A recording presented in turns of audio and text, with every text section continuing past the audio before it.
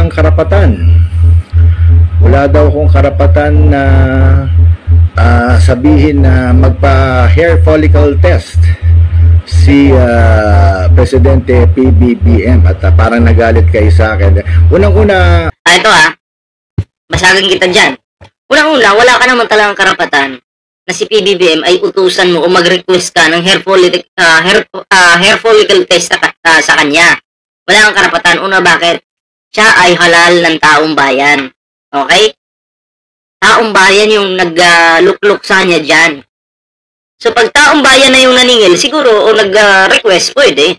Pero kung DDS lang, na may dugyot pa, manyakis pa, hindi pwede. Diba? Laos ka pa, hindi pwede. Diba? Sino ka ba? Pangalawa, kahit sino po, siguro, pwedeng mag-request. Basta patunayan mo muna na ang Pangulo ay talagang gumagamit ng ipinagbabawal na gamot. Kailangan meron kang patunay. Ha? Meron ka ba? Meron ka ba? Wala. Dikit ka lang sa mga kapwa mo tae.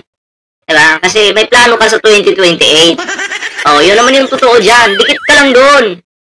Tapos, gamitin mo yung pangalan ng Pangulo, issue ng Pangulo, yung ini-issue sa kanya, para magmukha kang cool at magmukha kang magaling. Ganon, Lawski. Kasi kung hindi ka laos, magpapasikat ka sa sarili mong paraan. Diba? Sarili mong paraan, kung hindi ka talagang laos, Lawski. Masikat pa nga yung bulbul ko sa'yo yun ang totoo dyan. Masikat pa yung bulbul ko sa'yo.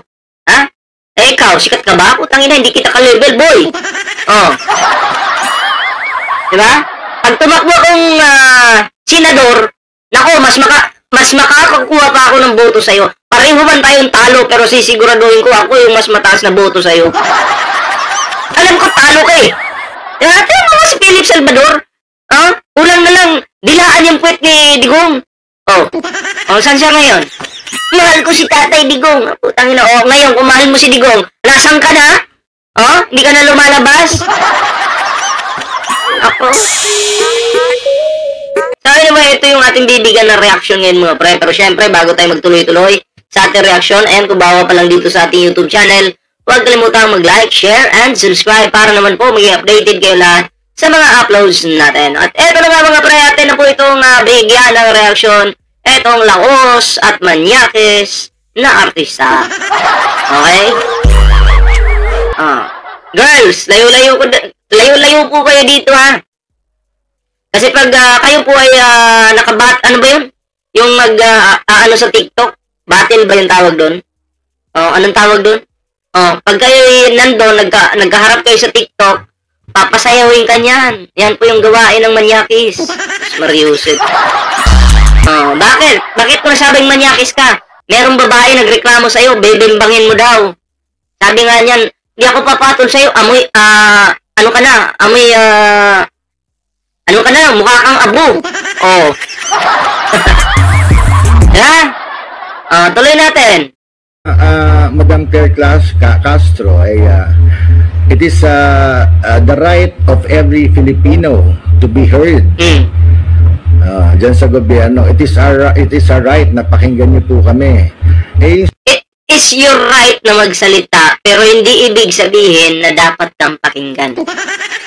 Ha? Gets mo? Hindi, right mo na magsalita. Tama ka naman, may tama ka rin. Ha? Pero hindi ibig sabihin na kailangan kang sundin. Ha?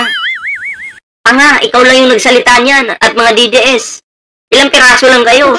Taong bayan ba kayo? Hindi. DDS lang kayo. Mas mariusip naman. Wala talaga. Alam mo, debate tayo. Sisiguraduhin ko pati pamilya mo isusuka ka dahil sa kahihiyan. Bobo to eh. Bobo to. Tandaan nyo, ito yung pinakabobong artista na nabubuhay ngayon.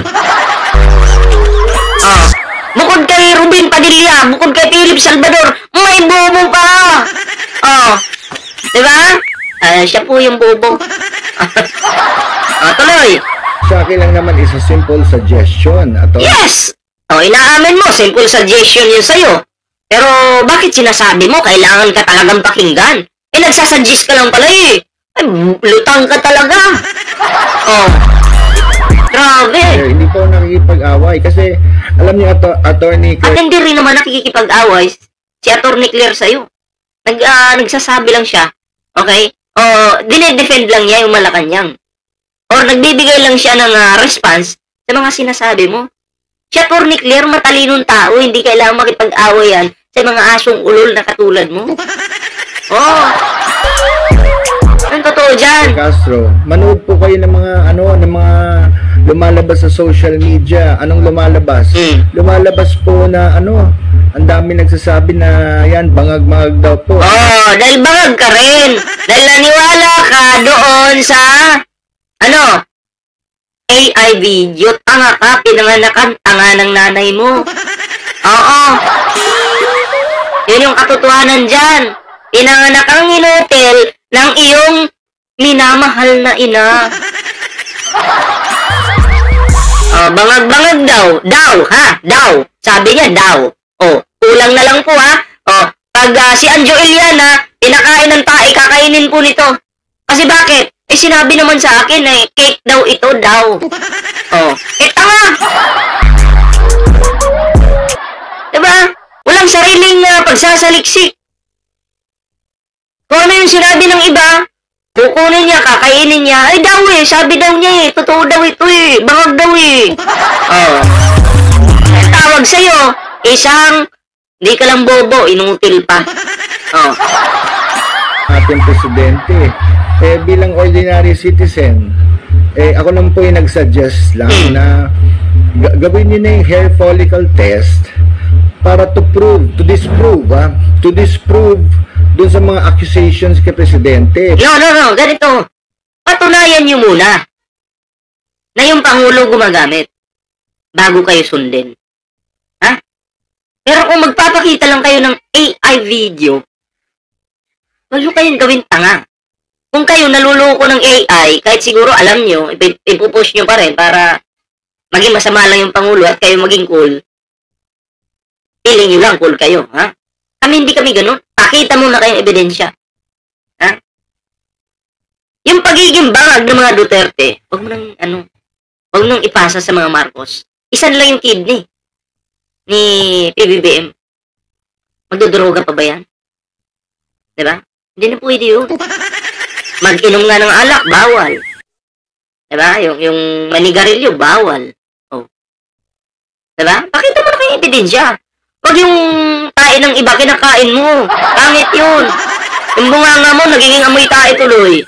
Totoo yan. Pinagtatanggol ko nga si presidente dito Kahit BP Sara ako, pinagtatanggol ko si BP, lutang talaga.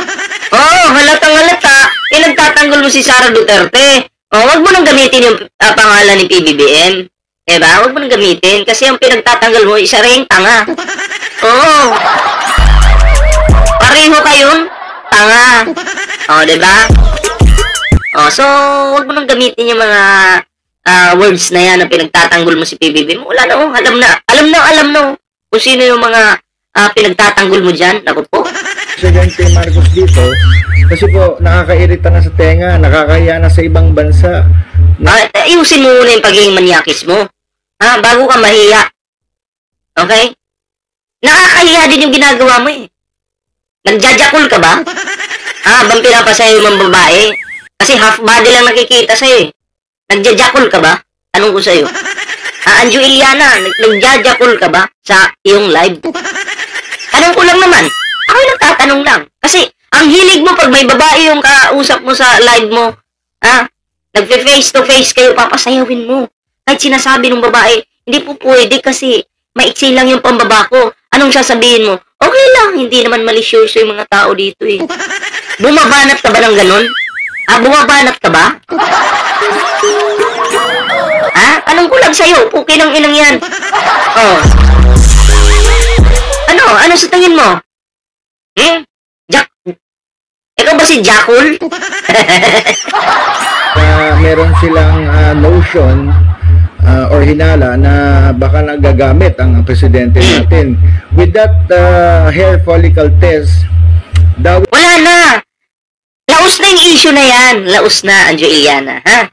Research din kasi pag may time. Ang mga matatandang laos talaga hindi makasabay sa issue ngayon. Bakit? Yung issue na yan, last year pa yan eh. Diba? Siyempre, mangmang ka, wala kang alam. Yun lang alam yung itapik sa live mo. Diba? Yun lang kaya ng utak mo. Pero wala na yan. Pinagsawaan na namin yung issue na yan. At na madidiis na yan. Diba? Ikaw. Anong ginagawa mo ngayon? Nandiyan ka pa rin. Tatanga-tanga. That will disprove every accusation, every hinala na gumagamit ang atin na presidente. O ano naman po masama doon na Madam Claire Castro? Yung suggestion ko po ay tulong nga para sa gobyerno nyo. Kasi, di ba sinabi nyo, magtulong-tulong tayo. Magtulong-tulong tayo na iangat ang presidente. Yan po yung aking tulong. Ay, wala kang tulong. Ang tinutulungan mo dyan, sarili mo. Diba? Kasi akala mo siguro, patok pa yung ganyang style, babanat ka sa air political test para kampiyan ka ng mga DDS. Akala mo patok pa yan, pero wala na. Tapos na yan, pinagsawaan na. Diba? At alam na ng lahat na AI yan. Diba? Alam ng lahat. Kasi kung totoo yan, kahit ibang bansa papatulan yan eh. Pero wala. DDS lang kayo. Dutae, dugyot, supporter. Mag-research ka next time, research. Gamitin to. Huwag yung kabubuhan. Kaya nagiging laos ka eh. Bobo ka kasi. That is my suggestion. Kung po yung aking tulong sa inyo na kung pwede, pakinggan nyo bilang ordinaryong mamamayan na nakikiramdam sa mga nasa baba. Nakikiramdam? Nakikiramdam o nagpapakilala? Ha? Nakikiramdam ka ba o nagpapakilala ka? Ano sa tingin mo? Halatang halata eh. Nagpapakilala ka eh. Diba? Kasi once na na-prove niyo po na negative... Para ibuto ka sa 2028. Election. Pagka-senador. Ako yung number 1 basher mo. Abangan mo yan. Yung kamanyakan mo. I-flex ko yan araw-araw sa akin channel. Yung iyot na iyot ka na. Gusto mo nang umiyot ng babae? Lapit ka kay Mr. Iyotman. Lapit ka kay Mr. Iyotman. Marami siya nung. po si Presidente BBM. Di maganda. Tatahimik na po, Attorney Claire, yung mga nagsasabing gumagamit daw ang ating Presidente. Pero hanggang hindi po nyo ginagawa yan, tuloy-tuloy lang yan. Okay lang, tuloy-tuloy nyo yan. Tuloy-tuloy nyo lang yan, walang problema. Kahit paraw-arawin nyo, minuminuto. Kasama mo yung buong pamilya mo. Isa likod mo lang, mag-back up sila sa isang tangang katulad mo. Pwede! Invite mo pa sila. Tatangin naman. Grabe naman yan. So, yun lang po yung side ko, Madam Claire Castro, no? Sis!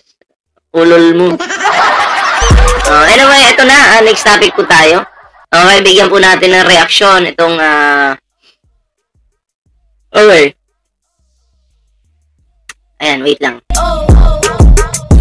Ayan, ang mayor po ng Tarlac, bigyan po natin ng reaksyon kasi eto na, may pasabog mga pre. Ayan Oo, talagang etong mayor ng Tarlac ay medyo pumapabor sa kanya ngayon yung panahon. Okay? So, pag-usapan po natin. Ayan may bagong pasabog. Ito may bagong pasabog mula sa korte ng Korte Suprema. Ayan pinigil muna ng Supreme Court ang disqualification laban kay Tarlac Mayor Susan Yap Suli. Ayan Susan Yap. Okay? Matapos, eto na.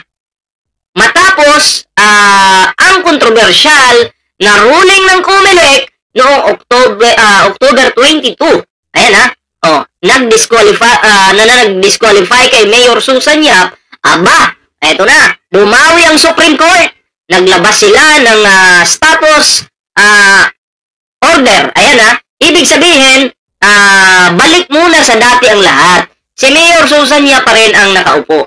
So, yun. Kasi alam naman talaga natin na si Susan Yap, taga dyan naman po talaga. Diba? Ganito yun. Ayan sina Amado de Leon at J.R. Navarro ang nagsampa ng kaso laban kay Mayor Yap. Ang sinasabi nila, hindi raw taga Tarlac City si Mayor. Kaya hindi daw dapat tumakbo noong 2025 elections. Dapat tumakbo noong 2025 elections, 'di ba? Pero noong una, Comelec Second Division mismo ang nagsabing wala silang basihan. Pinayagan si Mayor Yap tumakbo at siya rin ang nanalo at naiproklama. Ayan Pero ito ang yung twist. Noong October 22, ayan ang Comelec biglang nagiba ang ihip ng hangin. Binaliktad ang desisyon at disqualify si Mayor Susan Yap. Ngayon, umatras ang Supreme Court laban na yan at sinasabing, teka lang, okay? Panatilihin muna natin ang sitwasyon bago pa lumabas ang disqualification. Ang tawag dyan, mga kababayan, ay status order. Ibig sabihin, suspendido muna ang disqualification habang pinag-aaralan ng Supreme Court ang buong kaso. Ayan pinag-utos ng Korte Suprema sa kalaban ni Mayor na magsumite ng kanilang komento sa loob ng 10 days lang. Ayan at hindi pwedeng palawigin pa. Diba? Ibig sabihin, tuloy muna ang pamumuno ni Mayor Susan Yap habang ang Supreme Court ay nagdidesisyon. Ayan kung may mali nga ba sa Comelec. Okay? Kaya, eto, hindi pa tapos ang laban. Lumalaban si Mayor Susan Yap.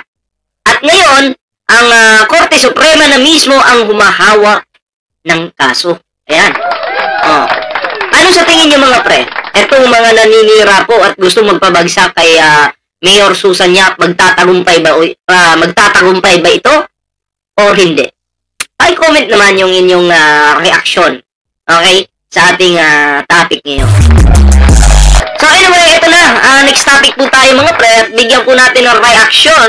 Itong nagawang napakagandang nagawa po ng ating Pangulo. Ayan Pagkatapos ng APEC Summit, hindi nagpahinga si Pangulong Bongbong Marcos Jr. Dahil pagbalik niya sa bansa, sunod-sunod agad ang good news. Power moves na may tulong at may bonus at may trabaho abroad. Lahat yan sabay-sabay. Grabe mga pre, no?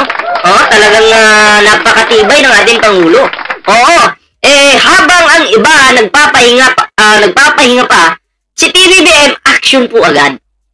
Pagkatapos magdala ng mga power ideas mula sa APEC Summit, agad niyang inasikaso ang tulong para sa mga nasalanta ng Bagyong Tino. 123,000 food packs. Ayan yung ipinamahagi agad sa mga apektadong pamilya. Hindi drawing, aktual na tulong. Hindi po lugaw at hindi po pandesal. Mabilis. Ayan konkretong aksyon agad. Diba? Ito pa mga pre. PBBM may maagang pamasko. Year-end bonus, cash gift. Ipinahatid na agad para sa government employees. Maagang pamasko. Ayan, para ramdam ang malasakit ng gobyerno. Kaya kung isa kang sa mga nakatanggap, pasalamatan po natin ang ating Pangulo. Diba? Ito pa. At sa mga nangangarap magtrabaho sa Korea, ito na legit na daan. Aprobado na ang bagong agreement para sa Pinoy workers papuntang South Korea. Mga future OPA at Luna workers. Kung gusto nyo, ay naku, may chance na po kayo dyan. Tuloy-tuloy po ang oportunidad para sa mga Pilipino. Trabaho, hindi utang ang hatid. Ayan kung ganitong klase ang ng liderato ang gusto mo, abay, diba? Pasalamatan po natin ang ating Pangulong Bongbong Marcos. So anyway mga pre, yun lang naman yung aking reaksyon. Napakaganda ng nagawa ng ating Pangulo, no? Maraming salamat sa mga, ayan share po natin ang video ito. Mag-like na kayo dyan. And syempre mga pre huwag kalimutang mag-subscribe. Ayan, hanggang dito lang po muna yung ating video. Kita-kits po tayo sa susunod na video. Ingat po lahat at magandang gabi po.